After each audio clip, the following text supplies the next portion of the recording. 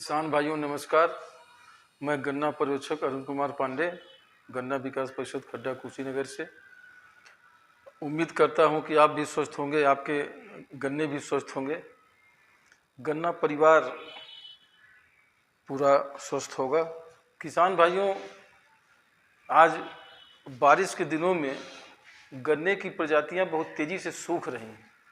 जल भराव के कारण, गन्ने का ड्रेन सिस्टम बढ़िया न होने के कारण, खेतों का जल निकासी की व्यवस्था अच्छी न होने के कारण गन्ने खेतों में पानी लग जाता है। पानी लगने पे वैरायटियाँ सूखने लगती हैं।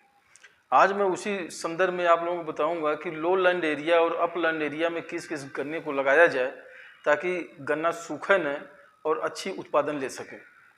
किसान भाइयों, जल भराव वाले क्षेत्रों में गन्ने की कुछ प्रजातियां हैं, जैसे 9301 है, 9814 है।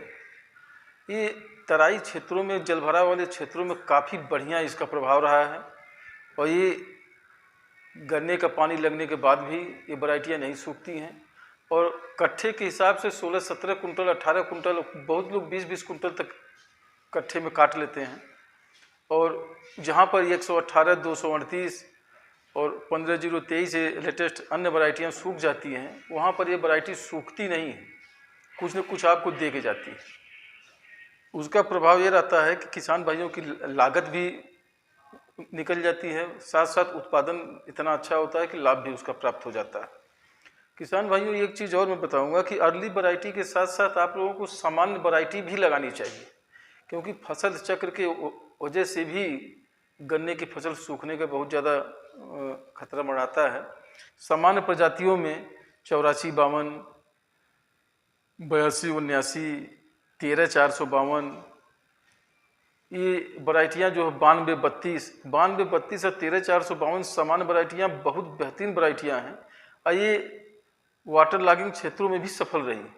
ये पानी को भी रोकती हैं। पानी रोकने का मतलब ये है कि किसान भाइयों की इसे यानी हम चूल्हे पे अपना खाना बनाते हैं और इसे फसलें जो है अपने पत्तियों पे अपना खाना बनाती हैं। पत्तियाँ जितनी हरी रहेंगी, प्रकाश संश्लेषण उतना बढ़िया होगा। जाइलम फ्लोएम दो उसके कारीगर होते हैं जो ज़मीन से खाद और पानी लेके जाते हैं और प्रकाश के उपस्थिति में पत्तियाँ, हरी पत्तियाँ जो है उस पर भोजन बनाती हैं और पौधे में वितरित करती हैं, पौधा स्वस्थ होता है। लेकिन जब भराव हो जाने के कारण जड़ों से जाइलम फ्लोएम का प्रवाह रुक जाता है, जिसके कारण जो है वो खाद्य सामग्री और पानी, जल पत्तियों तक नहीं पहुंच पाता है और पत्तियां सूखने लगती हैं। पत्तियां सूखने लगती हैं तो उनका भोजन नहीं तैयार हो पाता है। जब भोजन तैयार नहीं हो पाएगा तो जैसे हम बिना भोजन के अस्वस्थ हो जाते हैं, वैसे पौधे भी अस्वस्थ हो जाते हैं। तो उसके लिए ये है कि जहाँ पर खेतों में, गन्ने के खेतों में पानी लगा हो, वहाँ पर सल्फर 80 का प्रयोग करें। सल्फर 80% का प्रयोग करने से जड़ों के रंध्र खुल जाते हैं और जड़ों के रंध्र जब खुल जाएंगे तो जाइलम फ्लोएम का प्रभाव वहाँ से बढ़ जाता है, जिससे पत्तियाँ जो है अपना भोजन भी बनाती हैं, हरी भी रहती हैं। तो सल्फर 80 का प्रयोग जरूर करें जहाँ पर पानी लगता है। सामान्य वैरायटी जरूर लगाएं, 9301, 9814, जहाँ पर जल भराव का एरिया है। अभी कोलक 14201 लखनऊ में वैरायटी डेवलप हुई है। इसका प्रभाव ये रहा है कि पिछले साल यह वैरायटी वाटर लॉगिंग एरिया में काफ़ी बढ़िया रिस्पांस दी, लेकिन अब की बार इसके सूखने की प्रक्रिया बड़ी तेज़ी से बढ़ गई है।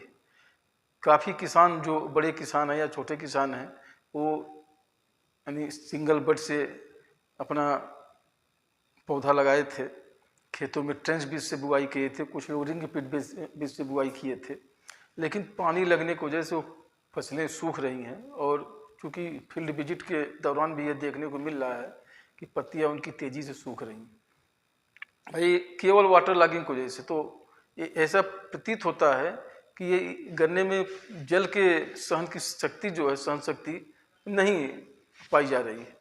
वास्तव में एक वैरायटी को जन्म लेने में 10 से 12 साल लग जाता है, तो एक वैरायटी का जीवन काल भी 10 से 12 साल तक होता है।